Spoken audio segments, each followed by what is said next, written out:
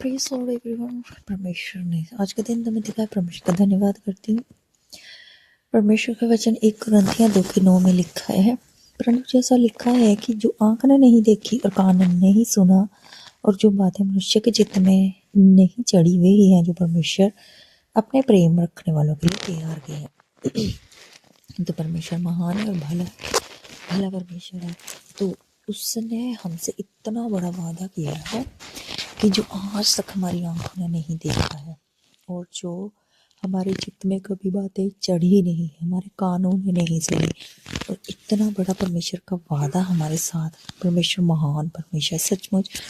लोग चाहे हमारे साथ कैसा भी बिहेव करें, चाहे हमसे कुछ भी छीन ले, कैसे भी कोशिश कर लें कि हम इनको कुछ ऐसे घर के सामान नहीं बनाने देंगे, या कह लो खाने के लिए नहीं लेने देंगे, या कह लो सब्जी वाले को रोक लेंगे, डॉक्टर को रोक लेंगे, या मान लो इनके ऊपर वाइट कपड़ा जैसे डालते हैं लोग। तो ऐसी चीज़ें दूसरों के बारे में सोचते हैं, गलत चीज़ें सोचते हैं, बुरा बुरा सोचते हैं, लेकिन हम भी वैसे ही टेंशन लेते रहते हैं कि उसने ऐसे किया इसका। लेकिन जो परमेश्वर है उसने हमारी सोच समझ से परे हमारे लिए योजना युक्ति बना कर रखी है।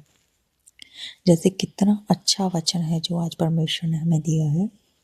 हम अपनी आंखों से देखते हैं, लो जी बाल पे इन्होंने वाइट कपड़ा डाल दिया, लेकिन परमेश्वर ने कहा है कि जो आंखों ने नहीं देखी ऐसी वस्तुएं परमेश्वर ने सोच के रखी हैं, और जो कान ने नहीं सुना, जबकि हम इनकी गंदी गालियां सुनते हैं कि ये गंदी गालियां निकाल दे परमेश्वर।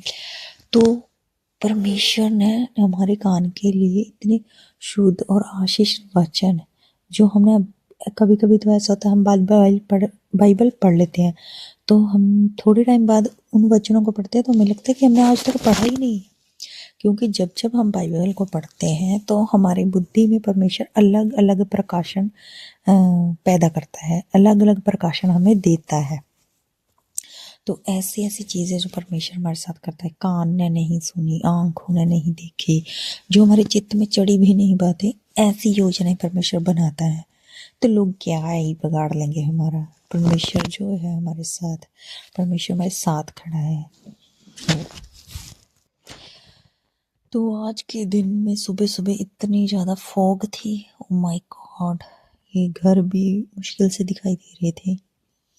कैमरा में थोड़ा क्लैरिटी के कारण ज़्यादा अच्छे से दिखाई दे रहे हैं घर, लेकिन फॉग के कारण दिखाई नहीं दे रहे थे। तो हम नीचे आए तो हम दूध लेने के लिए जा रहे थे, और रास्ते में ठंड बहुत ज़्यादा थी।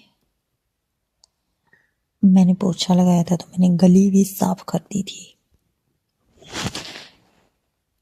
ये इधर पोछा लगाया था, मैंने पोछा लगा रही थी, वहाँ पे तंबाकू के निशान थे। ये जो पड़ोसी में प्रभु के बारे में गंदी गंदी गालियाँ निकालता है, ये डेली गुटखा नहीं, तंबाकू खाकर डेली इधर थूकता है, हमारे गली घर के गेट के पास थूकता है।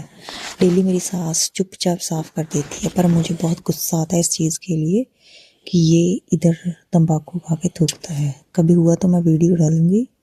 हम दूध लेकर आए और ये सारी साफ सफाई करने को पड़ी हुई थी। फिर दोपहर में हम दुकान में गए थे, क्योंकि मुझे घर के लिए राशन लेना था, थोड़ा सा कम पड़ गया था, राशन पहले ही ख़त्म हो गया था। तो दुकान पे गए थे हम, वहाँ पे मेरा बेटा टाइम बहुत लगाता है कि इसको सिलेक्ट करना पड़ता है क्या लेके दें, क्योंकि मुझे होता है, मैं इसके लिए अवॉइड करती रहती हूँ चॉकलेट, और ये इन्होंने डिब्बे आगे ही रखे हुए हैं चॉकलेट कैंडीज़ के, तो मुझे अवॉइड करना पड़ता है, इसको बनाना पड़ता है, तो शॉप पे टाइम लगता है।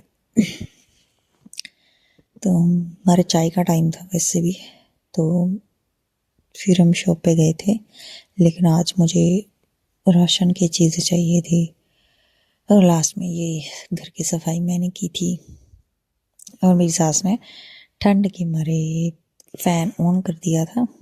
तो मैं अपने बेटे को बोल रही थी कि तू ऊपर जा तो मैं फ़ैन ऑफ़ कर दूँ। फ़ैन ऑफ़ किया, फिर ये घर की सफाई जो मैंने की थी, आज अच्छे से क्लीन किया था। इसको साफ़ करने के लिए बहुत टाइम लगता है, कभी कभी 12 बज जाते हैं, कभी कभी 12:30 हो जाते हैं, कभी कभी 1 बज जाता है, और मेरी सास के नाक नहीं चढ़ता है ये। चलो सियाने ऐसे करते हैं। फिर अपनी दादी को ये दिखा रहा था चीज़ें, तो परमेश्वर का धन्यवाद करती हूँ कि परमेश्वर ने मुझे ऐसी बुद्धि दी कि मैं घर की साफ सफाई भी कर सकती हूँ, बेटे को भी संभाल सकती हूँ और अपनी सास को भी संभालती हूँ जिसके की चोट लगी है। और ये परमेश्वर का खूबसूरत सा वचन मैंने आपके साथ शेयर किया। अगर आपको पसंद आए, लाइक करना, शेयर करना, कमेंट करना। सबको जय मसीह।